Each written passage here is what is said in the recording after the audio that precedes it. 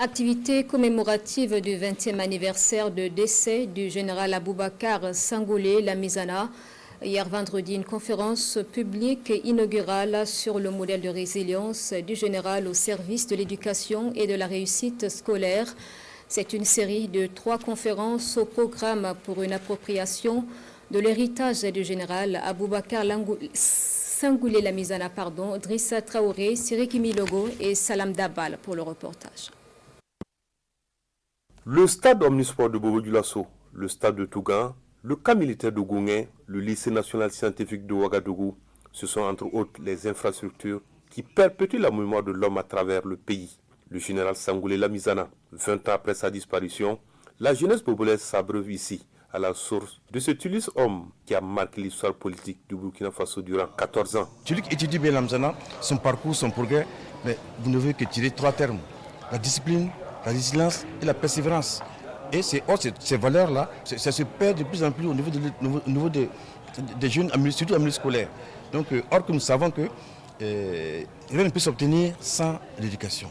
Rien ne peut s'obtenir sans respect des engagements. Rien ne peut s'obtenir aujourd'hui sans, en tout cas, s'attacher vraiment à l'intégrité. Et Lamizana était beaucoup dans sa simplicité. Vous voulez le rencontrer, vous le rencontrez. Il n'avait pas de folie de grandeur. Il consommait local comme le Burkinabé.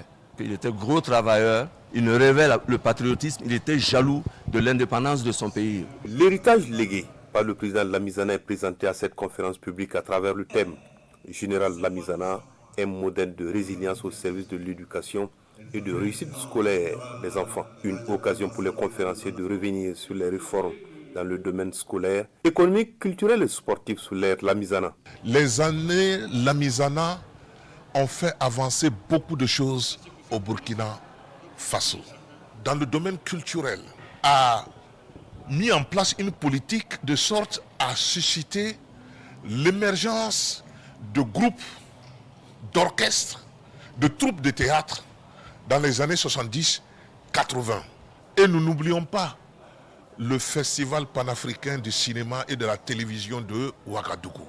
Dans le domaine de l'image, Lamizana, dès 1969, en tant que patriote, a nationalisé toutes les salles au Burkina Faso et il a créé la société voltaïque de cinéma, Sovosi.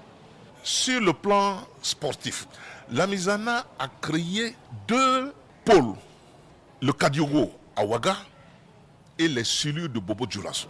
Également, à cette conférence inaugurale, une exposition photo du parcours militaire de l'homme jusqu'à son accession à la tête de l'État, tout est exposé au public.